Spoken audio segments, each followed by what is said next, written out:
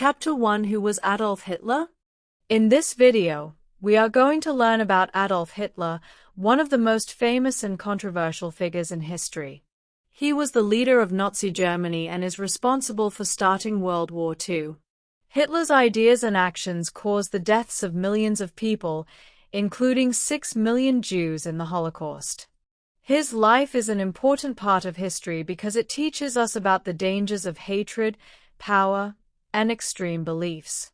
We will look at his early life, his rise to power, the wars he started, and the lasting impact of his actions on the world. By understanding Hitler's story, we can learn important lessons about how to build a better and more peaceful world for the future. Chapter 2. Early life and formative years. Adolf Hitler was born on April 20, 1889, in a small town called Braunau am Inn in Austria, near the border with Germany. He was the fourth child in his family, but 3 of his siblings died in infancy. His father, Alois Hitler, was strict and often harsh, while his mother, Clara, was much kinder and more loving. Adolf was very close to his mother, who supported his early dreams. As a child, Hitler was a poor student. He didn't do well in school and often struggled with subjects like math. However, he had a strong interest in art and dreamed of becoming an artist. He wanted to study at the Academy of Fine Arts in Vienna, but his applications were rejected twice. This failure was a turning point in his life, and he became very bitter and angry about his situation. He also became more interested in politics and began developing ideas about Germany's future. In 1909, after his mother died, Hitler moved to Vienna to try to find a job. He lived in poverty for several years, moving between homeless shelters and living on small amounts of money he earned from painting postcards. During this time, he began reading about German nationalism, anti-Semitism, and the idea of a strong, powerful Germany. These ideas would influence his beliefs later in life. In 1913, Hitler moved to Munich, Germany, hoping to find better opportunities. At this time, Europe was facing many problems, including economic struggles and growing political tension. Hitler would soon become deeply involved in these issues, which would eventually lead him into politics and set the stage for his rise to power. His early life was marked by failure and frustration, but it also shaped his views and ambitions. The combination of his difficult upbringing, his love of German culture, and the ideas he encountered during his time in Vienna would later lead him to become one of the most dangerous leaders in history. Chapter 3. Hitler's time in World War I. Adolf Hitler's life was dramatically shaped by his experience in World War I, which began in 1914. At the time, Hitler was living in Munich, Germany, and, like many young men, he volunteered to fight for his country. He was determined to be part of the German army, despite not being a German citizen. He was born in Austria. He joined the Bavarian Reserve Infantry Regiment and was sent to the Western Front. Hitler served as a soldier in the trenches, where life was harsh and dangerous. He fought in many battles, including the Battle of the Somme, one of the bloodiest battles of the war. Hitler was injured twice during the war, first in his leg and later in a mustard gas attack, which temporarily blinded him. These injuries led to him being sent to the hospital, but he later returned to the front lines. During his time in the army, Hitler became deeply patriotic and developed a strong attachment to the German military. He admired the discipline and order of the army and believed that it represented the best of German culture. His time in the trenches also shaped his view of war as an almost sacred mission, giving him a sense of purpose that he later carried into his political life. As the war went on, Hitler became increasingly frustrated with the lack of success on the battlefield. He, like many Germans, believed that Germany was on the verge of victory, only to see the situation change as the Allies gained strength. When Germany finally surrendered in 1918, it shocked Hitler. He could not understand how the German army, which he believed was strong and capable, could lose the war. This feeling of betrayal would later become a key part of his political ideology, as he blamed Germany's defeat on what he called the November criminals, politicians and socialists whom he believed had surrendered the country. Hitler's bitterness about the war's outcome played a crucial role in shaping his political views.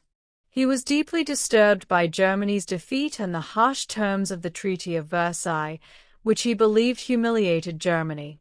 He also became more radicalized, adopting extreme nationalist and anti-Semitic ideas, which he would later incorporate into his political platform.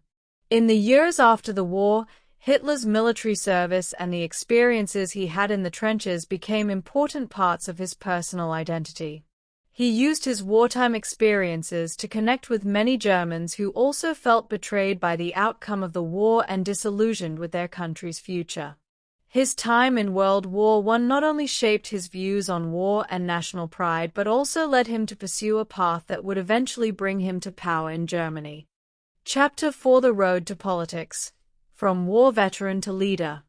After the end of World War I, Hitler returned to Munich in 1919, deeply disillusioned by Germany's defeat and the harsh conditions of the Treaty of Versailles.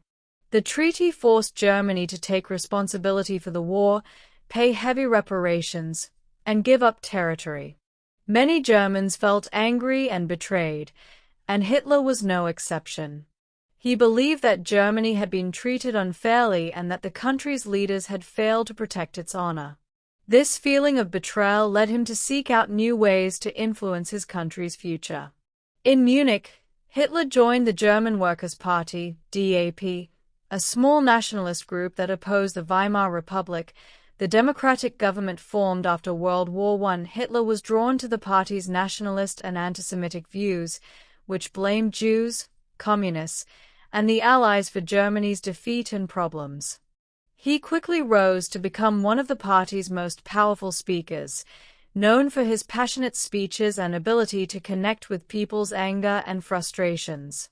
In 1920, the DAP changed its name to the National Socialist German Workers' Party, NSDAP, which would later be known as the Nazi Party.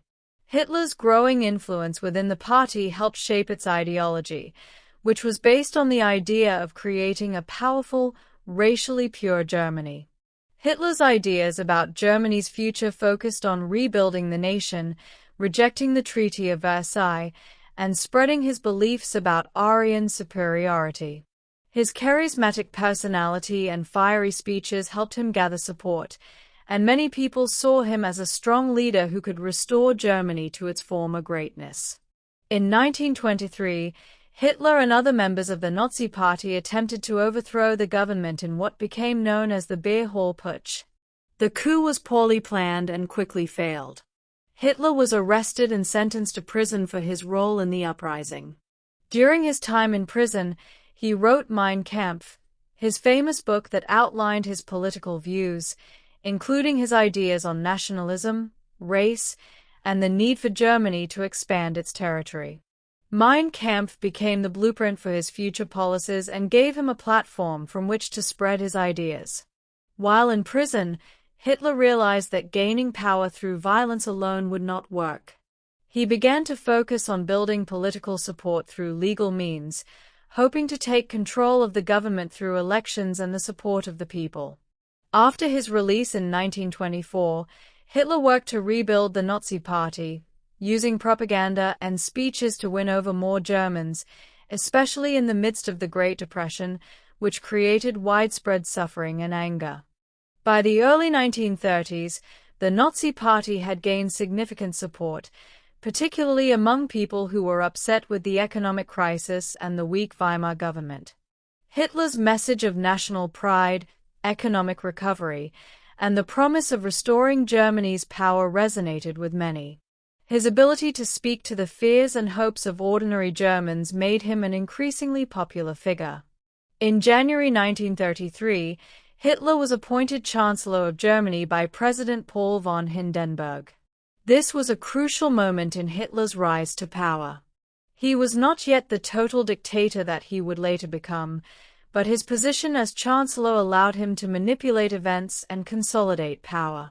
Just a month after becoming Chancellor, the Reichstag fire occurred, which Hitler used as a pretext to push through emergency laws that gave him sweeping powers. These laws allowed him to arrest political opponents and control the media, marking the beginning of his complete takeover of Germany. Hitler's rise to power was not just about his personal ambition. It was also a result of the political, social, and economic conditions in Germany at the time. The bitterness over the Treaty of Versailles, the economic hardships caused by the Great Depression, and the fear of communism all played a role in Hitler's success. He capitalized on these fears, using them to unite people under his banner and push his radical ideas forward. By the time he became Chancellor, Hitler was ready to use his position to begin transforming Germany into the Nazi state, which would ultimately lead to World War II. Chapter 5: The Nazi Party's Rise to Power. The Nazi Party's rise to power in Germany during the early 1930s was a remarkable and terrifying political journey. The Nazis capitalized on Germany's unstable situation after World War I and the Great Depression, using a combination of propaganda, fear, and promises of national renewal to gain support. By the time Adolf Hitler was appointed Chancellor in January 1933, the Nazi Party had transformed from a fringe political group into one of the most powerful forces in Germany. In 1929, the world economy collapsed with the onset of the Great Depression. Germany, already struggling under the weight of the Treaty of Versailles and the reparations it had to pay, was hit particularly hard. Unemployment soared, businesses failed, and many people lost hope in the democratic Weimar Republic. This economic disaster created widespread discontent, and many Germans were looking for a solution. Hitler and the Nazi Party offered a clear, albeit dangerous, answer. They promised to restore Germany to its former glory, provide jobs, and rebuild the economy. The Nazis used powerful propaganda to spread their message, focusing on nationalism, antisemitism, and the need to reject the Treaty of Versailles. Hitler's ability to speak to the frustrations and fears of ordinary Germans played a key role in the Nazi Party's success. He was a gifted orator who could captivate large crowds with his fiery speeches. He promised to create jobs, restore national pride, and rebuild the military. He also blamed Jews, communists, and other enemies for Germany's problems, using fear and hate to unite his supporters. The Nazis also used sophisticated propaganda techniques to spread their message. They made use of modern media, including radio, film, and posters, to reach a wide audience. The party created a powerful symbol, the swastika, and used it to promote their ideology of Aryan racial superiority and the idea that Germany was destined for greatness. By 1932, the Nazi Party had become the largest political party in Germany, but they did not yet have a majority in the Reichstag, the German parliament. However, Hitler's growing popularity and the support of wealthy industrialists, military leaders, and conservative politicians gave him a powerful base of support. In the 1932 elections, the Nazis gained about 37% of the vote, making them the largest party in the Reichstag. Despite this, Hitler was still unable to secure enough power to become Chancellor. He demanded the position of Chancellor from President Paul von Hindenburg, but the president and other political leaders were hesitant to appoint him. They saw Hitler as a dangerous radical but believed they could control him once in power. In January 1933, in a backroom political deal, Hindenburg agreed to appoint Hitler as Chancellor. This was a decision that would have disastrous consequences for Germany and the world. Hitler, with his charisma and promises of strong leadership, quickly began consolidating power and eliminating opposition. Shortly after Hitler became Chancellor, a key event occurred that allowed him to seize even more power: the Reichstag fire. On February 27, 1933, the Reichstag building in Berlin was set on fire. Hitler and his supporters quickly blamed the communists for the attack, using it as a pretext to persuade President Hindenburg to sign an emergency decree that suspended civil liberties, allowed for the arrest of political opponents, and gave the government the power to censor the press. This decree, known as the Reichstag Fire Decree, gave Hitler the legal tools to suppress opposition. Hitler's political opponents, communists, socialists, and other dissenters, were arrested or forced into hiding. This created a climate of fear, silencing criticism of the Nazi regime. The next major step in Hitler's consolidation of power was the passage of the Enabling Act on March 23, 1933. The Enabling Act gave Hitler the authority to make laws without the approval of the Reichstag. This effectively gave him dictatorial powers and marked the end of democracy in Germany. With the Enabling Act in place, Hitler could now rule by decree and had almost complete control over the government. In the summer of 1934, Hitler took further steps to eliminate potential rivals within his own party and the military. Many Nazis, especially the SA Sturmabteilung, a paramilitary group that had helped Hitler rise to power, felt they deserved more political power. However, Hitler was worried that the SA's leader, Ernst Röhm, was becoming too powerful and might challenge his leadership. To eliminate this threat, Hitler ordered a purge known as the Night of the Long Knives on June 30, 1934.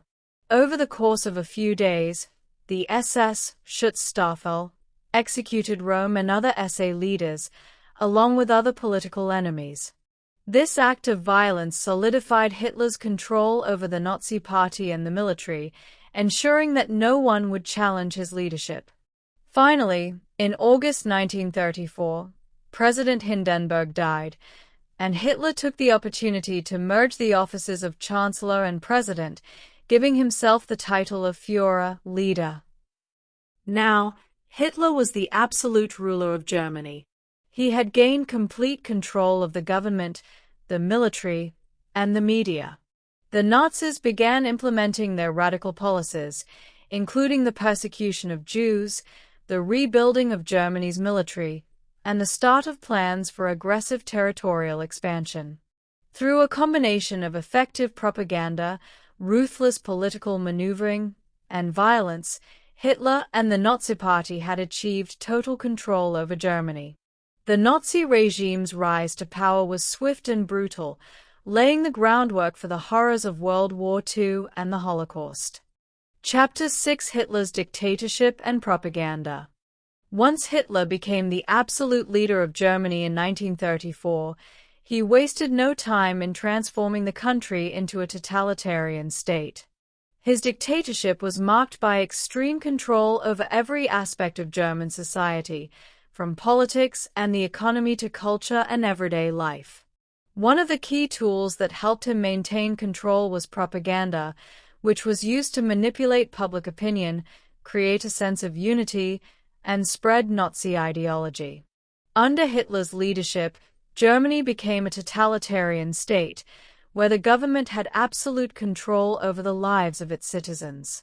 The Nazi Party took over all aspects of government, including the military, the police, the legal system, and the media. The Nazis created a climate of fear by using the Gestapo, the secret police, to monitor and control the population, arresting and silencing anyone who opposed the regime. In addition to controlling the state institutions, Hitler worked to eliminate political opposition. All political parties, except the Nazi Party, were banned, and dissent was brutally suppressed.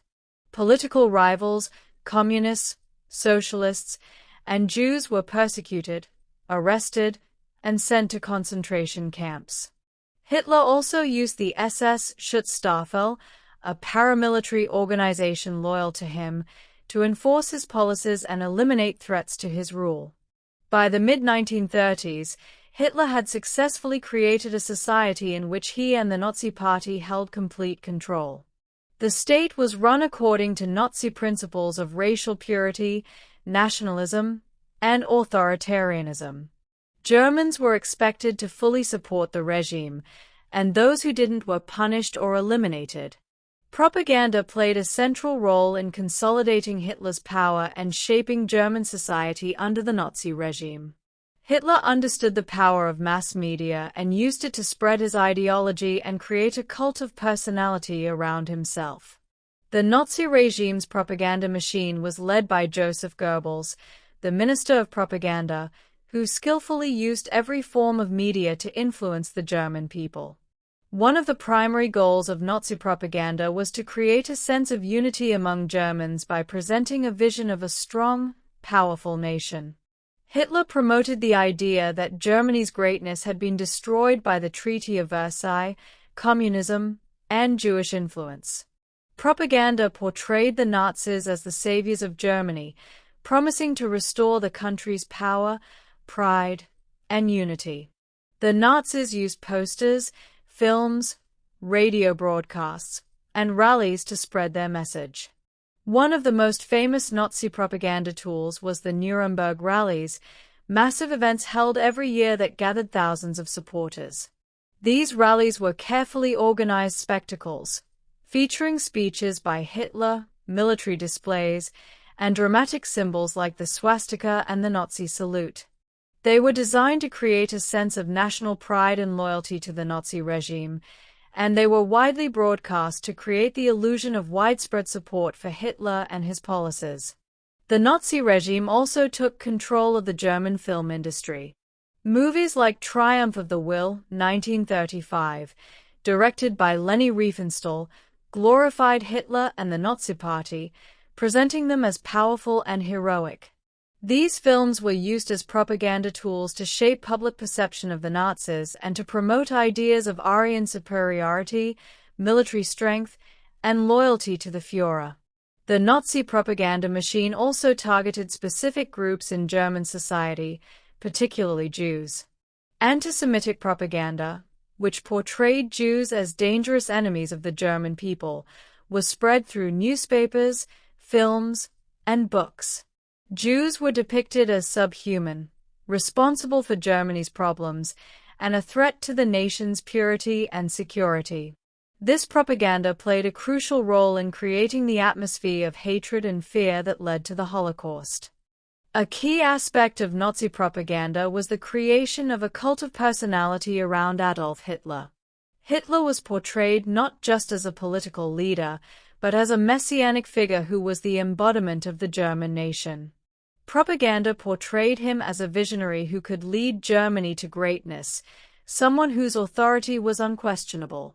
Hitler's image was carefully managed, and he was often shown as a strong, heroic figure who was always in control of the nation. The use of mass rallies, the design of monumental architecture, and the portrayal of Hitler in an almost godlike manner helped solidify his image as Germany's savior. He was often depicted as the father of the nation, someone who was above all criticism and who could do no wrong. His speeches were an important tool in creating this cult of personality. Hitler's powerful oratory skills, combined with the emotional intensity of his speeches, allowed him to inspire large crowds and make them believe in his vision for the future. His speeches were full of promises of national revival, vengeance for Germany's defeat in World War I, and the creation of a racially pure state. To ensure that future generations of Germans were loyal to the Nazi regime, Hitler also focused on controlling education and youth organizations. The Nazis sought to mold the minds of young people from an early age, teaching them Nazi ideals and preparing them to become soldiers, workers, and future leaders of the Third Reich. The Hitler Youth was one of the most important tools for indoctrinating German children. Boys in the Hitler Youth were trained to be soldiers, while girls were taught to be wives and mothers who would support the Nazi state. The organization held regular meetings, camps, and parades, where children were taught Nazi ideology, including the belief in Aryan superiority and antisemitism. Schools were also used as vehicles for Nazi propaganda. Teachers were required to swear loyalty to the Nazi regime, and the curriculum was rewritten to emphasize Nazi ideals.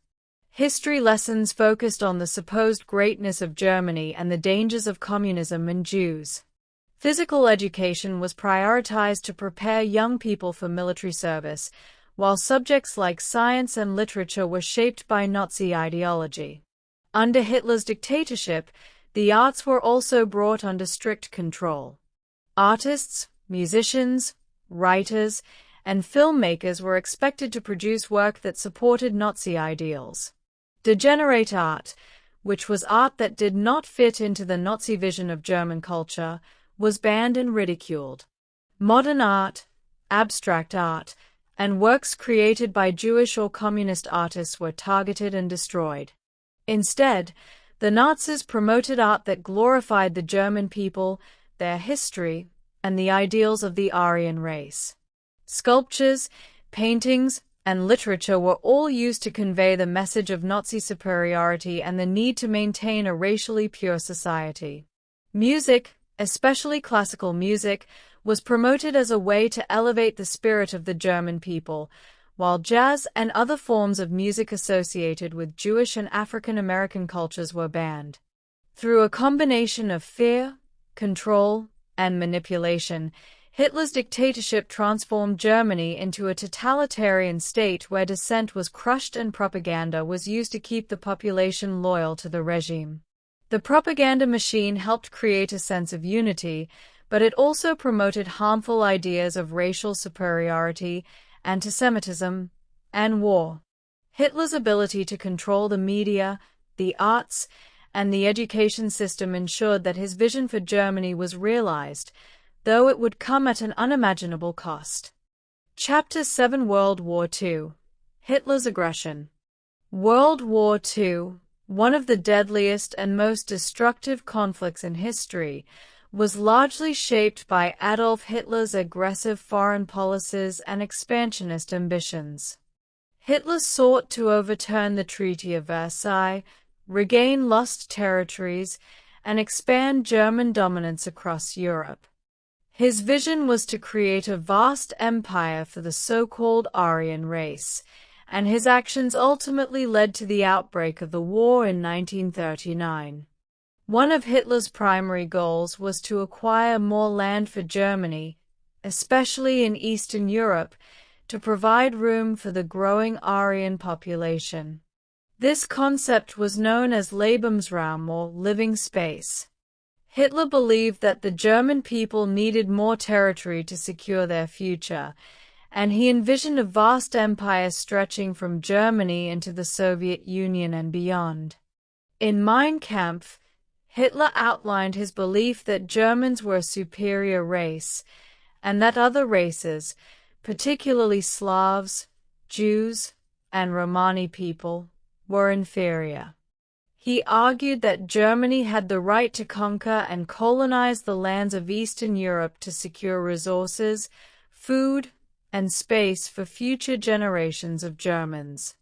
The idea of Lebensraum was central to Nazi foreign policy, and Hitler made it clear that war was inevitable if Germany was to expand and achieve its ambitions.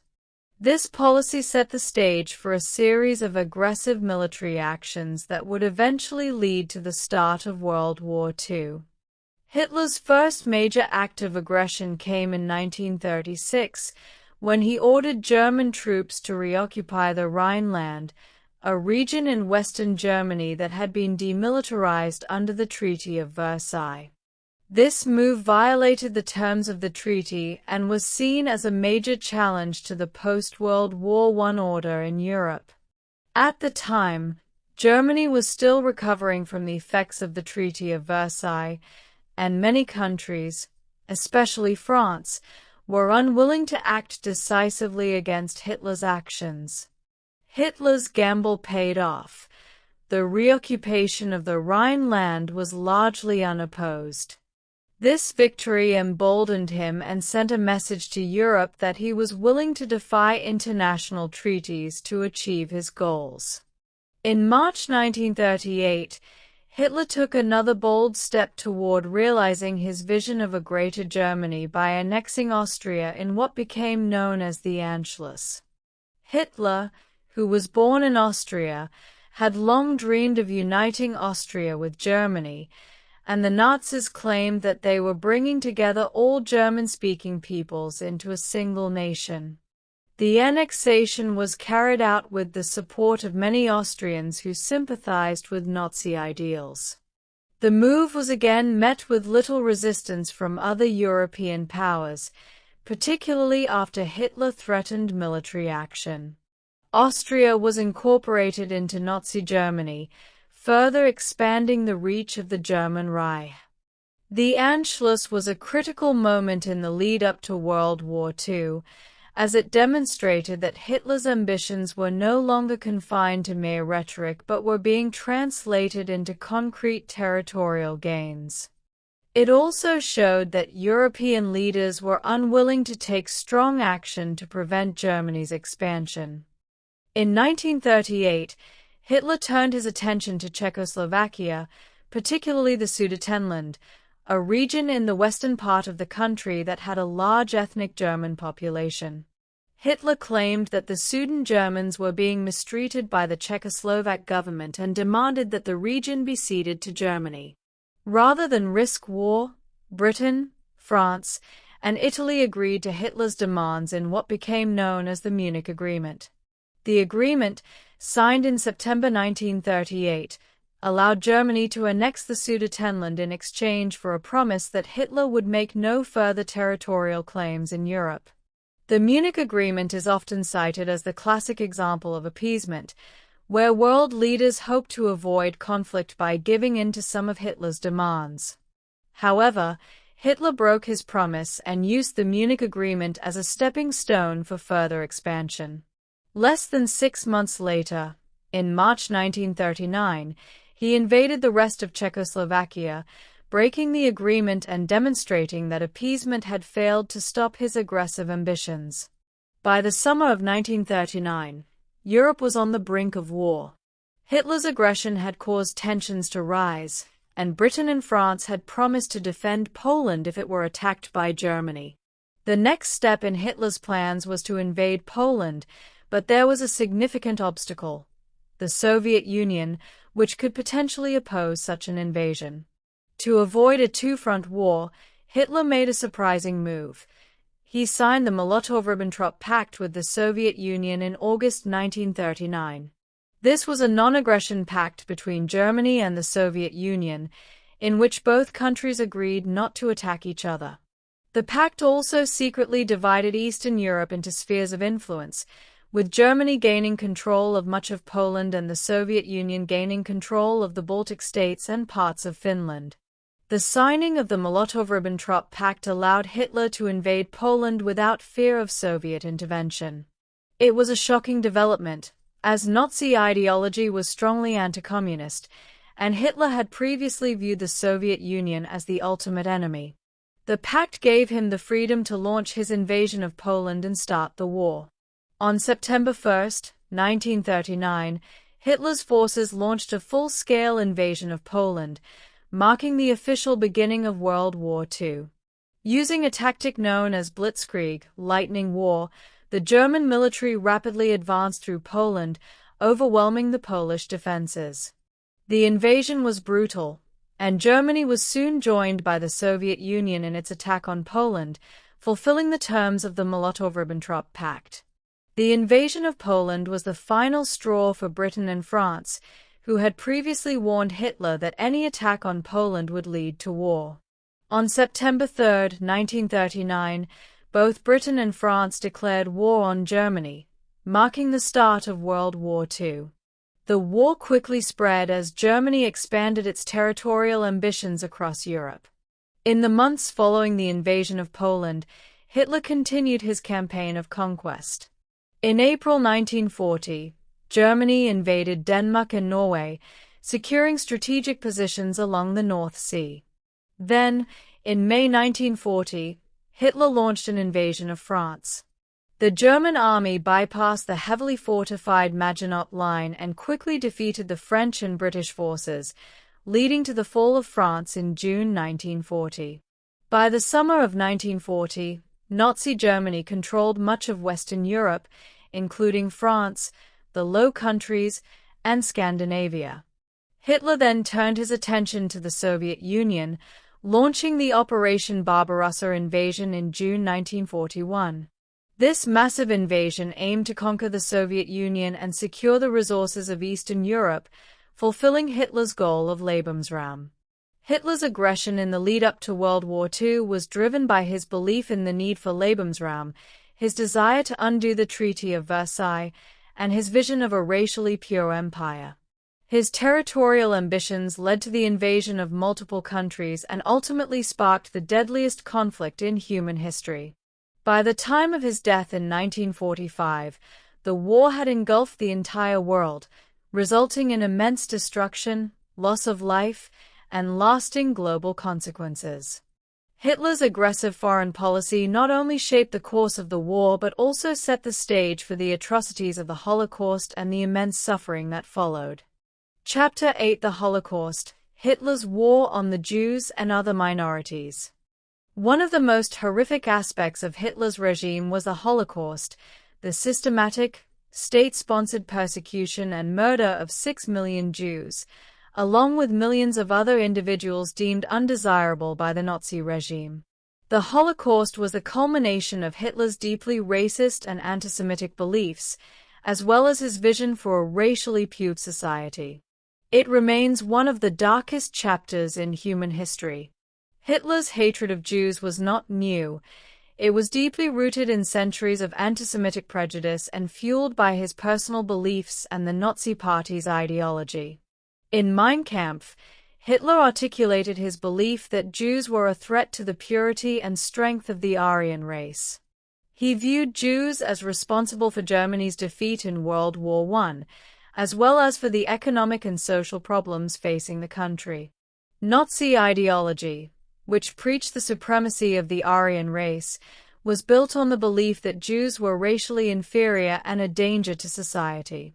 Hitler's anti-Semitic views were echoed throughout his regime, and the Nazis made it a priority to strip Jews of their rights, segregate them from the rest of society, and ultimately, destroy them. Anti-Semitic propaganda was widely distributed, portraying Jews as subhuman, untrustworthy, and a danger to the health of the nation. After taking power in 1933, Hitler and the Nazi Party quickly began enacting laws to discriminate against Jews. The Nuremberg Laws, passed in 1935, were a set of legal measures that restricted the rights of Jews in Germany. These laws defined Jews according to their ancestry and prohibited them from marrying non-Jews, owning property, and participating in many aspects of public life. The Nuremberg laws also segregated Jews from the rest of society. They were forced to wear a yellow Star of David on their clothing, which made it easy to identify them in public. Jewish businesses were boycotted, and Jews were excluded from many professions, such as teaching and law. The goal was to isolate Jews from the broader community and to strip them of their dignity and basic human rights. In addition to these legal measures, the Nazis used widespread propaganda to dehumanize Jews, depicting them as a dangerous and destructive force within society. This campaign of hate set the stage for even more brutal policies in the years to come.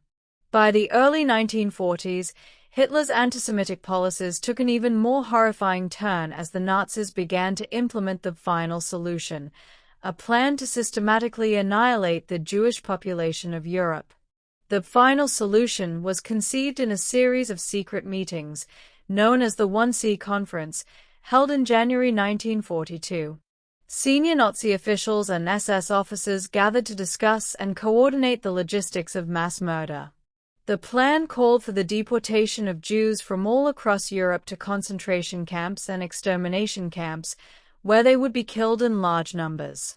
The Nazis set up a network of death camps in countries they occupied, such as Auschwitz, Treblinka, Sobibor, and Belzec. These camps were designed solely for the purpose of mass murder, with gas chambers and crematoria used to kill and dispose of the bodies of millions of people. Jews were not the only targets of the Holocaust, however. Other groups that the Nazis considered undesirable were also persecuted and murdered. This included Roma, Gypsies, disabled individuals, Poles, Slavs, political dissidents, communists, homosexuals, and others who were viewed as threats to the Nazi vision of a racially pure society. The Nazis began deporting Jews from ghettos and other areas under their control to the death camps in 1941 and 1942. Jews were transported in cattle cars, often in horrific conditions, to the camps, where they faced death upon arrival. Some were immediately sent to the gas chambers, while others were subjected to forced labor or medical experiments before being killed. Auschwitz-Birkenau, located in Poland, was the largest and most infamous of the death camps. It became the symbol of the Holocaust, where over 1 million people, mostly Jews, were murdered. Upon arrival, prisoners were often separated from their families, with men, women, and children sent to different sections of the camp. Many victims were immediately killed in the gas chambers, while others died from exhaustion, starvation, disease, or brutal treatment. The death camps were designed to be efficient killing machines. The Nazis used gas chambers filled with Zyklon B, a pesticide, to murder thousands of people at a time. The bodies were then burned in crematoria to hide the evidence of mass murder. The Nazis also used mobile killing units, known as Einsatzgruppen, to conduct mass shootings of Jews and other groups in occupied territories, especially in Eastern Europe. The Holocaust took place across much of Europe, in countries under Nazi occupation, including Poland, France, the Soviet Union, Hungary, Romania, and Greece. Nazi collaborators and local anti-Semites in some countries also participated in the persecution of Jews and other minorities. It is estimated that about 6 million Jews were killed during the Holocaust, including over 1 million children. In addition, millions of others, such as Roma, disabled people, and political opponents, were murdered. The Holocaust was not only a war crime but also a crime against humanity. The sheer scale of the suffering and loss of life was unprecedented, and the methodical, bureaucratic approach to mass murder demonstrated the depths of cruelty to which the Nazi regime had sunk.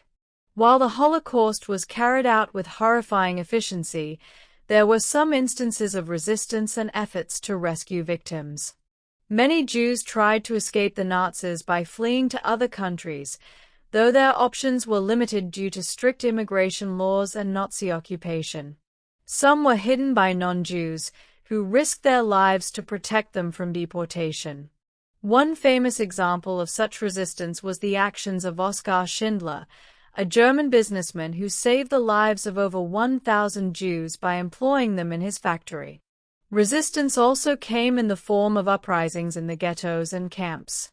For example, in the Warsaw Ghetto Uprising of 1943, Jews in the ghetto fought back against Nazi soldiers, though they were ultimately defeated. Similarly, in some extermination camps, prisoners fought back or attempted to sabotage the operations. However, the scale of the Holocaust was so vast that resistance movements were often ineffective in stopping the Nazis' genocidal plans. The Holocaust began to unravel as the Allies advanced into German-occupied territories.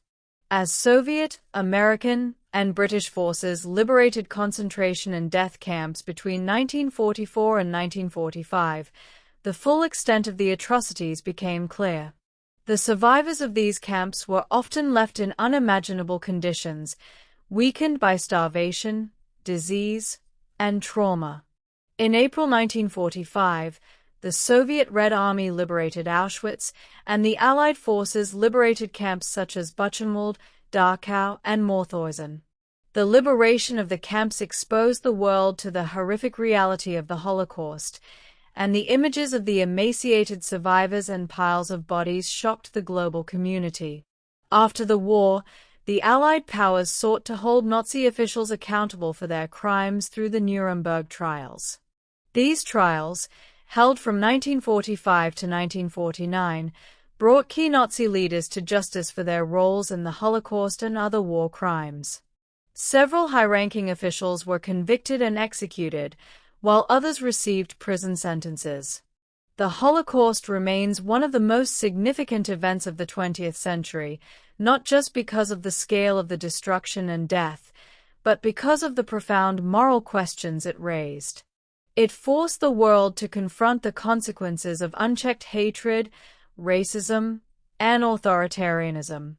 The Holocaust was the culmination of Hitler's brutal ideology and his belief in racial purity. It stands as one of the greatest atrocities in history, a horrific chapter that scarred millions of people and left a legacy of suffering that continues to affect survivors and their families. The lessons of the Holocaust remind us of the dangers of prejudice, hatred, and totalitarianism, and the importance of vigilance against such ideologies in the future. Chapter 9: The End of the Nazi Regime. The end of Adolf Hitler's reign came in 1945, when the Allies closed in on Nazi Germany and Hitler's vision of a thousand-year Reich was shattered. The final days of his leadership were marked by military defeats, growing opposition, and the collapse of the Nazi regime.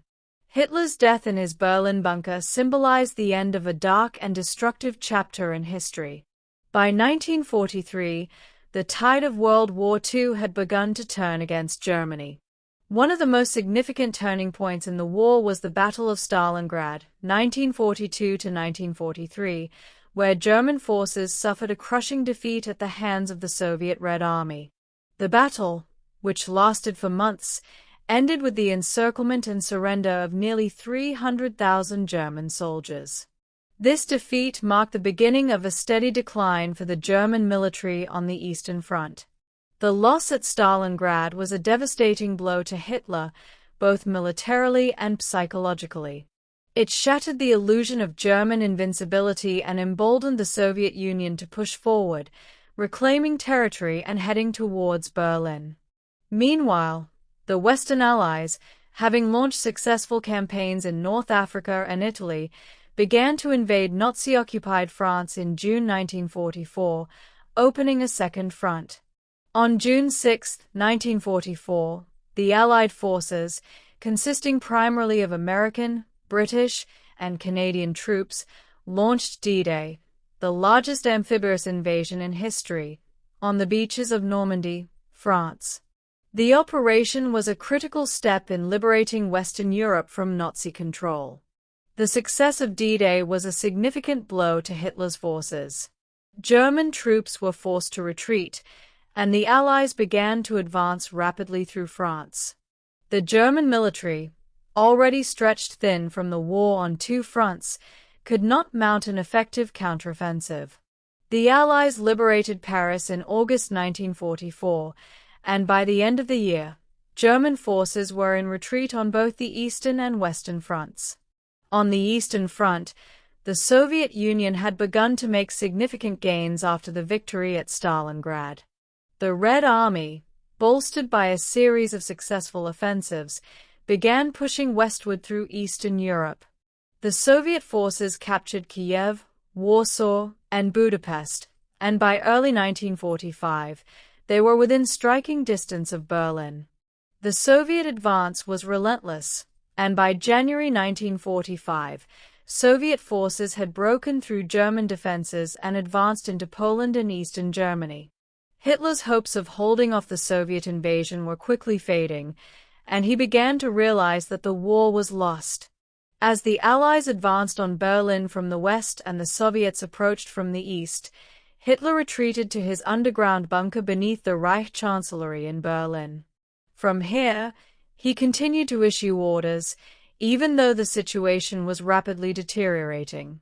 In the bunker, Hitler's mental and physical state deteriorated.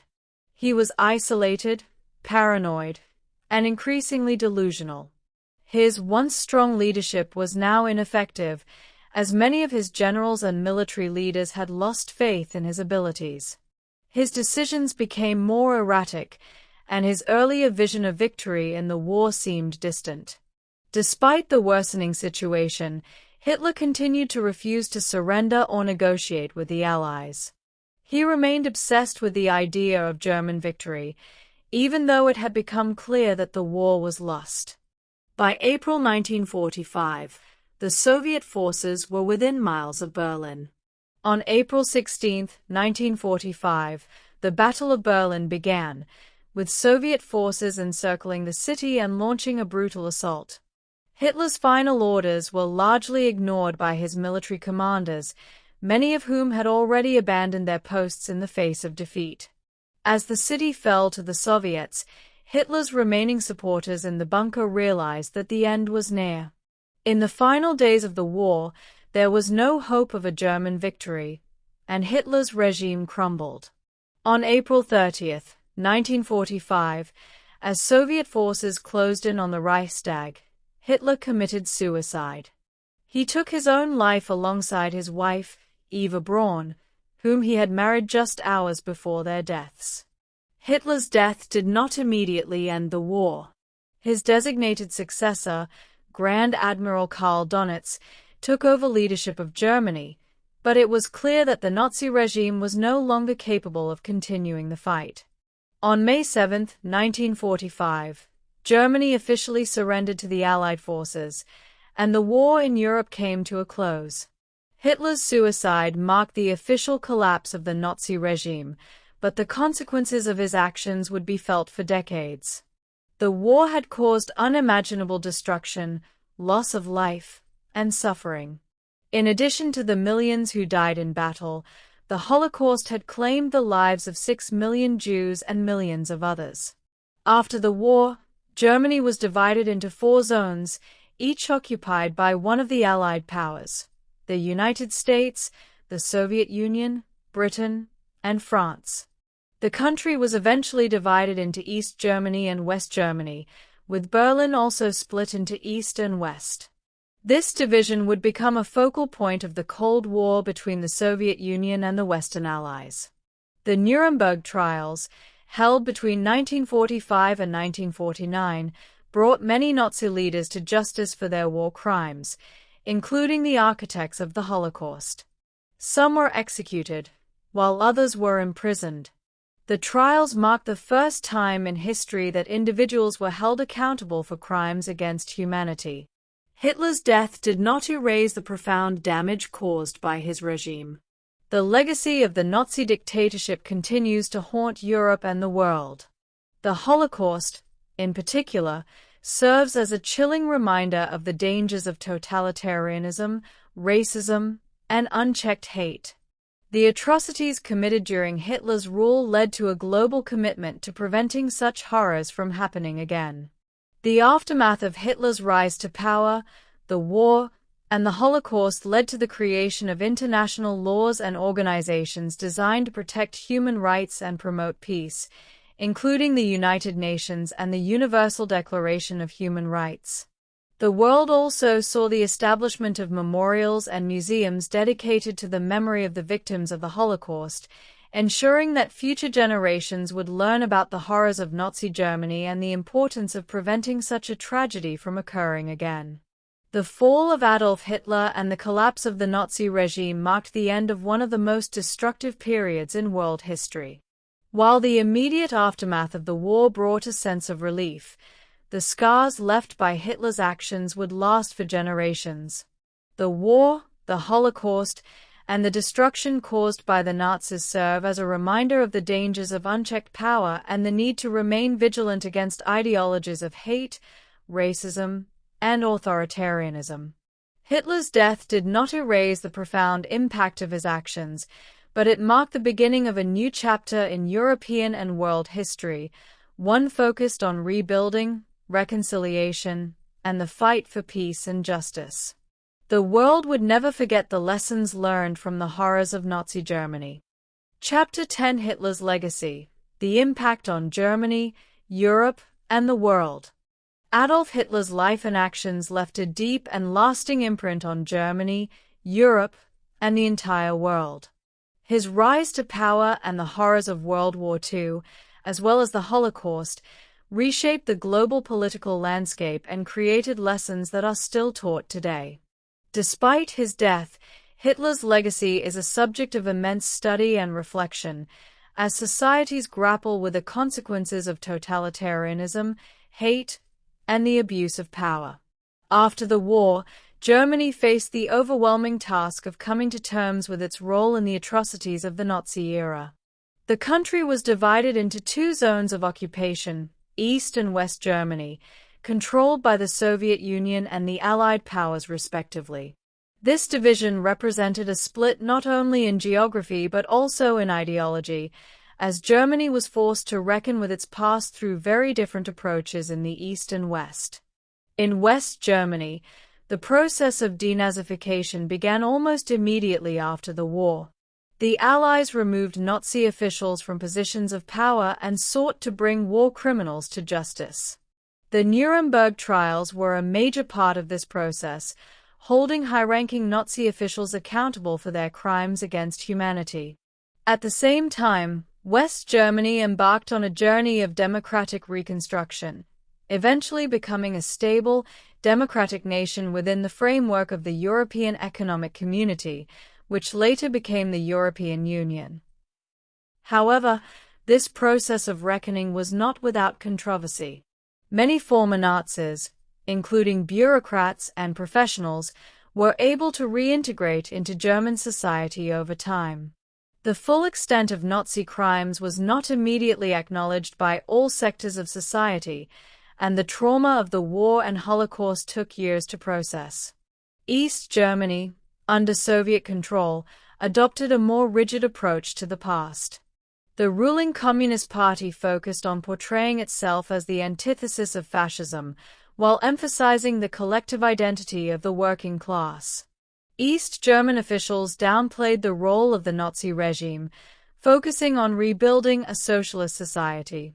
The full examination of Nazi crimes was often sidelined, with the government focusing more on the role of the Soviet Union and communism in defeating Hitler's regime.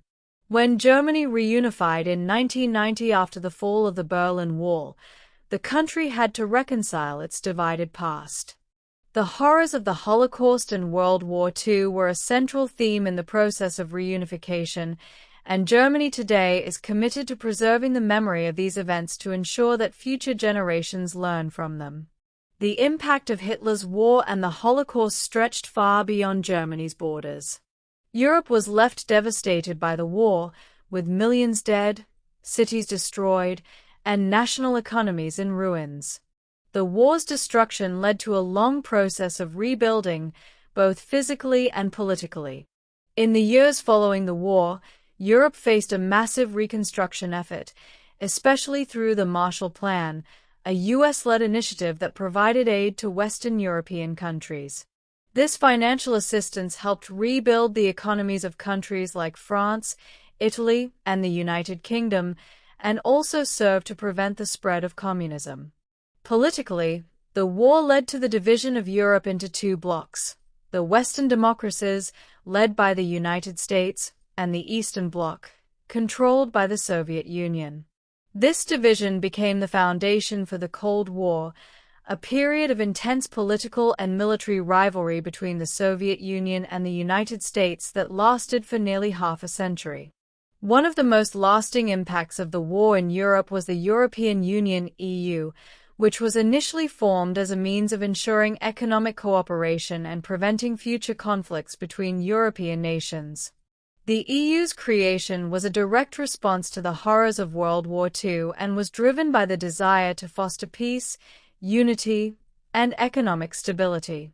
Today, the EU is one of the largest economic and political unions in the world, with 27 member states. The Holocaust left a permanent scar on humanity, and its legacy remains a central part of global memory.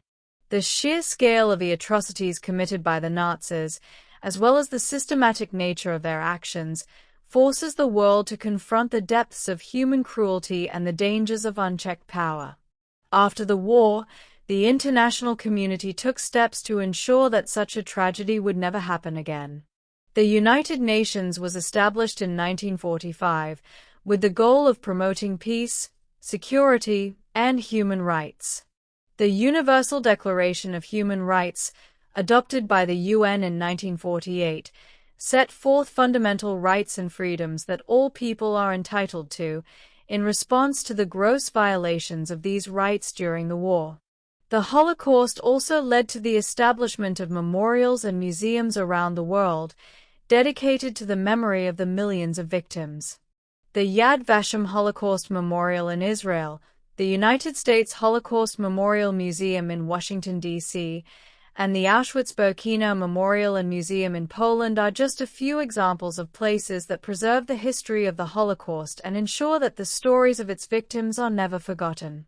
Educational programs, films, books, and documentaries continue to inform future generations about the Holocaust and its lessons. As the survivors of the Holocaust grow older, it becomes even more important to preserve their stories and ensure that the horrors of the past are not lost to history. Hitler's rise to power and the subsequent Nazi regime serve as a stark warning about the dangers of totalitarianism and fascism. His ability to manipulate public opinion, control the media, and use violence and terror to maintain power demonstrated the vulnerability of democratic societies to authoritarian ideologies.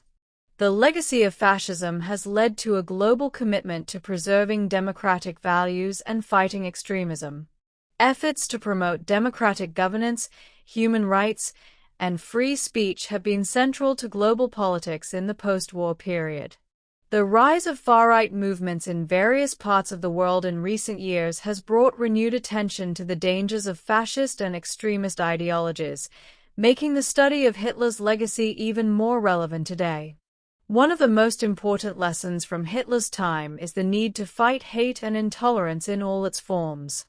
The Nazi regime thrived on xenophobia, antisemitism, racism, and the belief in the superiority of one race over another.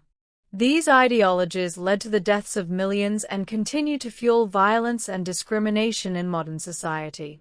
Today, many organizations and individuals around the world work tirelessly to combat racism, antisemitism, and other forms of discrimination. The Anti-Defamation League, Human Rights Watch, and other organizations focus on promoting tolerance, equality, and justice. Education plays a critical role in this fight, with programs in schools and universities dedicated to teaching the history of the Holocaust and the dangers of hate. While much progress has been made since the end of World War II, the fight against intolerance remains ongoing. The legacy of Hitler and the Nazi regime serves as a reminder that the forces of hatred and division must be constantly challenged. Adolf Hitler's legacy is one of tragedy, destruction, and suffering. His actions led to the deaths of millions, the displacement of entire populations, and the destruction of much of Europe. However, his legacy also serves as a powerful reminder of the importance of remembrance, education, and responsibility. The lessons learned from Hitler's time in power are vital for ensuring that such horrors are never repeated. The world must continue to confront the ideologies of hate, racism, and extremism that led to the rise of Hitler and the Nazi regime. Through remembrance, education, and vigilance, societies can work together to ensure a future where tolerance, peace, and human dignity are upheld for all. As we reflect on Hitler's legacy, we are reminded of the importance of safeguarding democracy, protecting human rights, and standing up against all forms of injustice. The horrors of the past must never be forgotten, and it is the responsibility of each generation to carry forward the lessons of history to create a more just and compassionate world. Chapter 11: The Enduring Lessons of Hitler's Life and the Legacy of the Nazi Regime. The legacy of Adolf Hitler and the Nazi regime continues to shape the world today. While the events of his life and the atrocities committed during his rule are firmly rooted in history, the lessons they offer remain vital for understanding the dangers of unchecked power, hatred, and prejudice. The memory of Hitler's actions serves as a solemn reminder of what can happen when ideological extremism is allowed to thrive unchecked, and why vigilance is necessary to prevent history from repeating itself. One of the most important lessons from Hitler's rise to power and the establishment of the Nazi regime is the danger posed by totalitarianism and authoritarianism.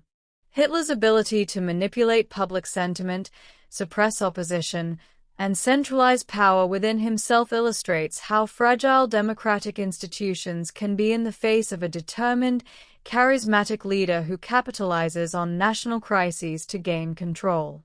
His exploitation of fear, nationalism, and resentment, particularly in the aftermath of the Treaty of Versailles, demonstrated how authoritarian leaders can exploit public dissatisfaction and economic instability to seize control. In Hitler's case, these tactics were made even more dangerous by his exploitation of deeply ingrained anti-Semitic sentiments and his creation of a fascist ideology that justified extreme violence and discrimination. The Nazi regime's use of propaganda, media control, and suppression of political opponents demonstrated how authoritarian governments can manipulate information to shape public opinion and suppress dissent.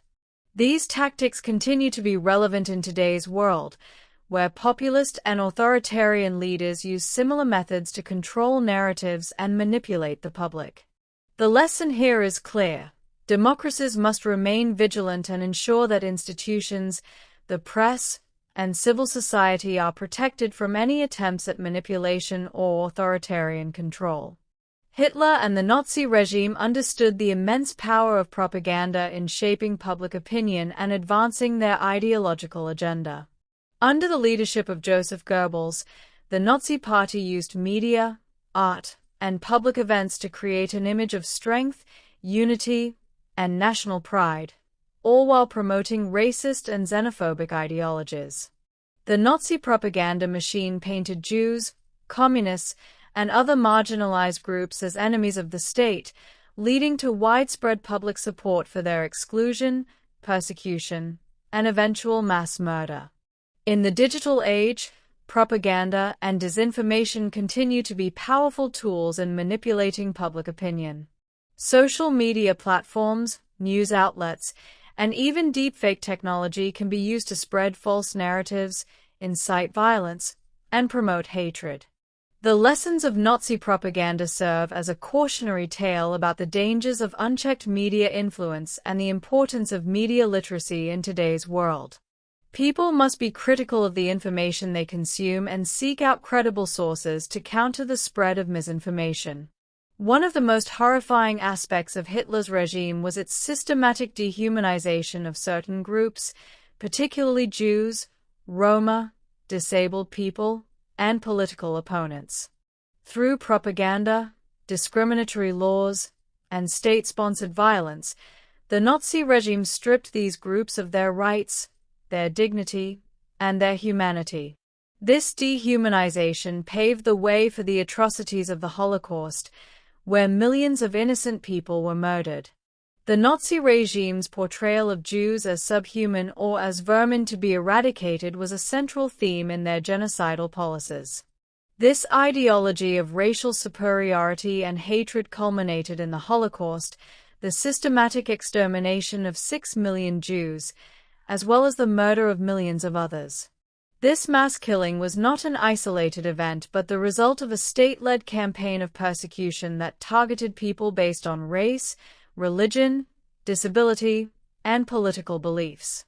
The Holocaust stands as one of the darkest chapters in human history, and its lessons are essential today.